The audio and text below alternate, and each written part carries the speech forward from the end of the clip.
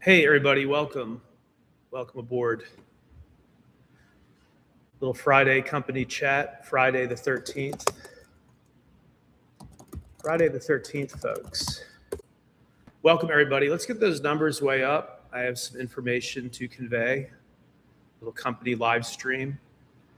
And while we're waiting for people to get over here, we're going to talk about the Jeffrey Epstein files, which we only know about because Congress, by a small margin, passed the Epstein Files Transparency Act, or EFTA.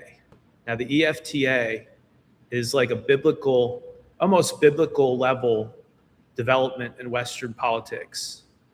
Just like there's a BC and an AD, there's going to have to be a political pre-EFTA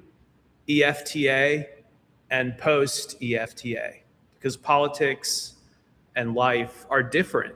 Now that we have these files on justice.gov/Epstein, here, I'll link to that in the chat box. So the government put these files up on justice.gov/Epstein. You can search the files yourself.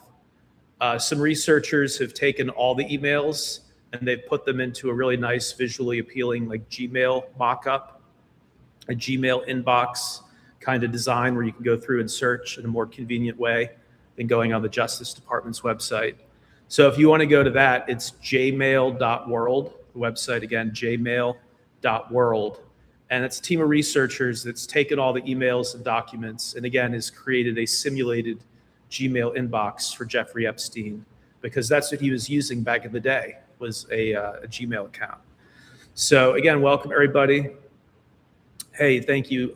Thank you for the kind words. Somebody saying respect from Scotland. And they're just in time to catch this live stream. Yeah, you're just in time.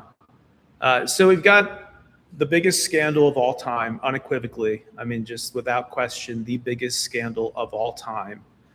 And you got the immediate resignations of the top lawyer at Goldman Sachs, because she's all over the emails kissing Jeffrey Epstein's ass.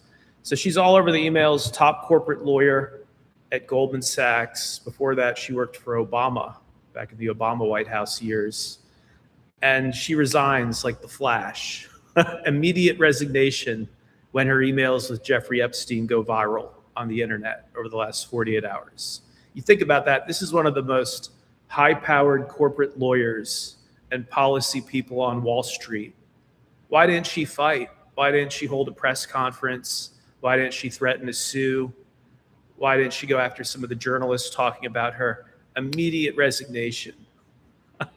That's how bad some of this stuff is, allegedly.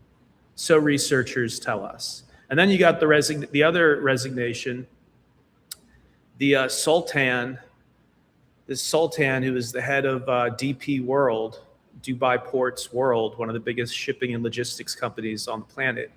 He immediately resigns after his emails come out in which a torture video is allegedly discussed with Jeffrey Epstein. Torture video discussed, immediate resignation. One of the wealthiest people, not only in the Middle East, but certainly within, the shipping world. A man worth a lot of money. You're telling me he couldn't lawyer up? Was it that bad? Well, allegedly it is. Allegedly it's quite bad, which means Trump is a liar for saying this is a hoax. This will hurt my friends. This will hurt my friends. So your friends are internationalists, satanic child murderers? These are the president's friends? These are the people you go out on a limb for and try to protect from your position as president? People who aren't even Americans, some guy from the UAE who was running a shipping company and allegedly emailing Jeffrey Epstein about torture videos.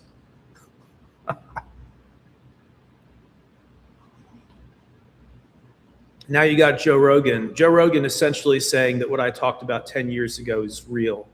Hey, Joe, wasn't that nice that you deleted our 7 conversations when it actually would have mattered? Just think logically about how many victims would have been saved, would have been spared if anybody had taken me seriously 10 years ago.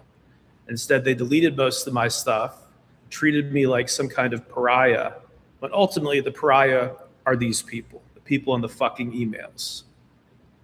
Incredible.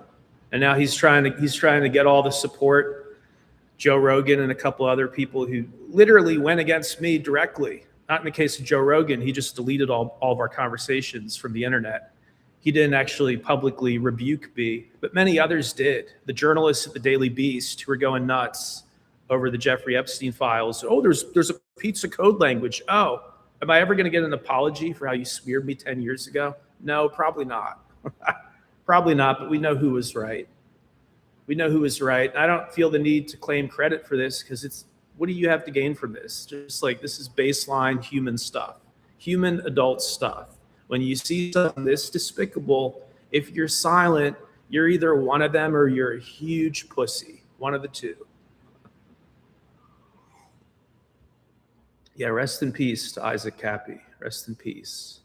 Turns out he was right. I was right.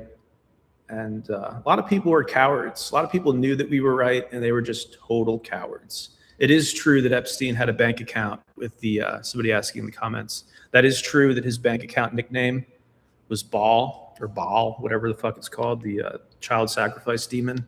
He did name one of his accounts that. Strange times, folks. But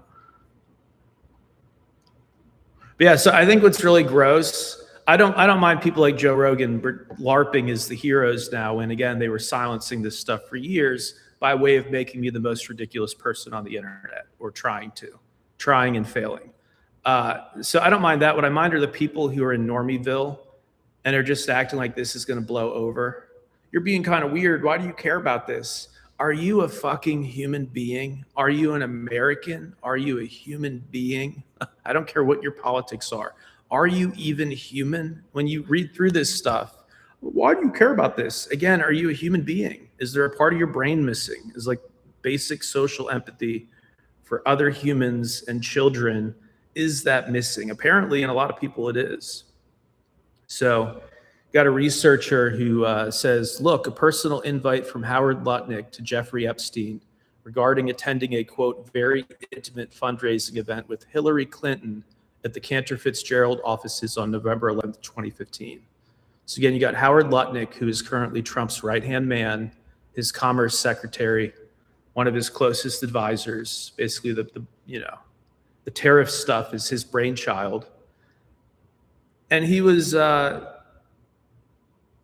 totally in bed with Hillary Clinton. So how is this not a total scam? How is the two-party division not a total scam? The country was being run by Epsteinites. Still is, you know? It's crazy. It's absolutely crazy. So I don't know where we go from here, but I know that the most pathetic people on the planet right now are the normies trying to carve out their own alternate universe. And it really is an alternate universe. Because what I'm talking about is not some crazy theory. It's not something I heard about at the local bar. Justice.gov/Epstein.